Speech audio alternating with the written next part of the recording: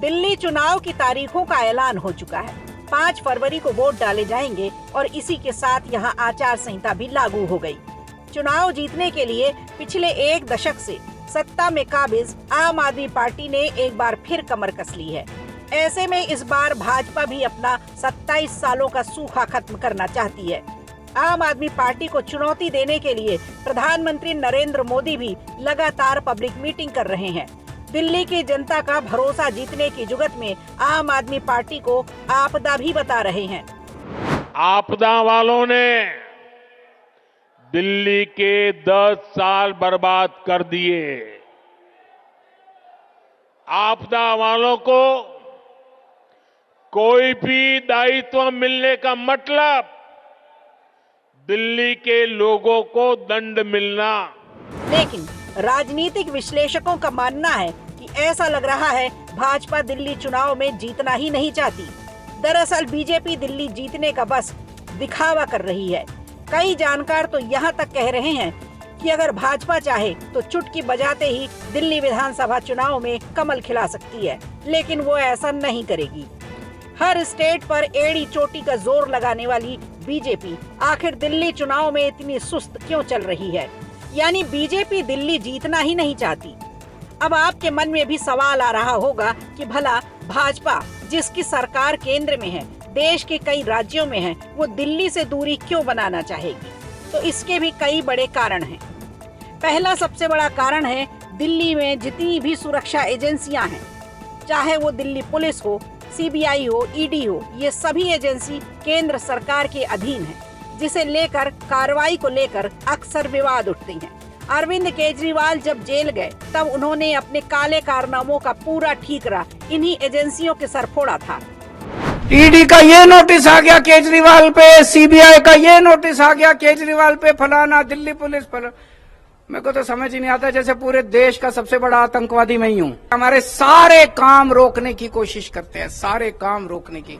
उन्होंने तो इन एजेंसियों को केंद्र की भाजपा सरकार का पपेट भी बता दिया, यानी करे कोई भरे कोई। अब अगर किसी भी आईएएस आईपीएस के ट्रांसफर की बात आती है तो वो भी केंद्र सरकार के अधीन होता है, ना ही उसमें आम आदमी पार्टी की दिल्ली सरकार दखल देती है और ना ही दिल्ली की ब्यूरोक्रेसी। दूसरा सबसे बड़ा मुद्दा आता है और वो है रोहिंग्याओं का, यानी अवैध घुसपैठिए। आपको बता दें ये अवैध घुसपैठिए आज दिल्ली के कोने कोने में आपको मिल जाएंगे। कॉकरोच की तरह हर गली कूचों में मिल जाएंगे। खासकर दिल्ली की जामा मस्जिद, जंगपुरा, सराय काले खां इलाके में तो इनका पूरा जत्था रह रहा है।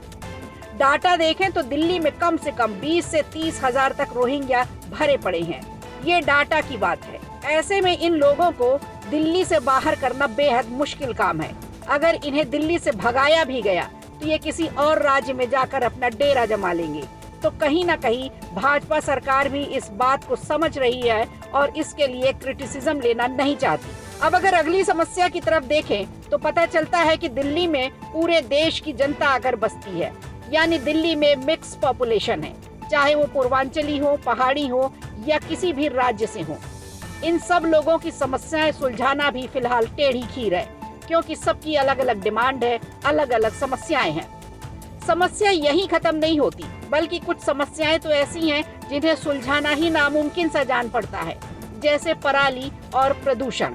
इन सभी मुद्दों पर भाजपा आम आदमी पार्टी को जमकर कोसती है। आए दिन इन्हीं मुद्दों पर आम आदमी पार्टी पर दोष मढ़ती है। देखा जाए तो पॉलिटिक्स में इकोनॉमी से ज्यादा फिलॉसफी काम करती है।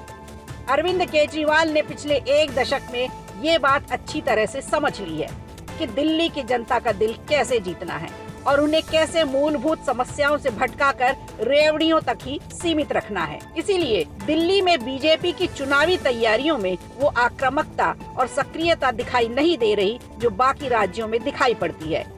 ये समय तो ऐसा है कि अरविंद केजरीवाल अपने सबसे बुरे दौर से गुजर रहे हैं और सत्ता विरोधी लहर भी उनके साथ है।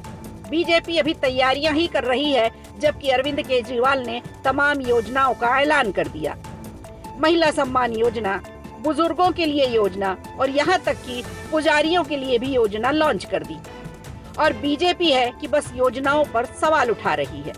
तो बीजेपी को सबसे पहले ये तय करना पड़ेगा कि उसे दिल्ली जीतना भी है या नहीं। वरना दिल्ली की जनता एक बार फिर शराब घोटालों के आरोपियों को चुनने में जरा भी देर नहीं करेगी। तो गौर करने वाली बात यह है कि ऐसे में बीजेपी दिल्ली की सत्ता पर काबिज होने के लिए भला किस मुहूर्त का इंतजार कर रही है। वीडियो अच्छा लगा हो तो लाइक कीजिए, शेयर कीजिए और कमेंट बॉक्स में हमें जरूर बताइए।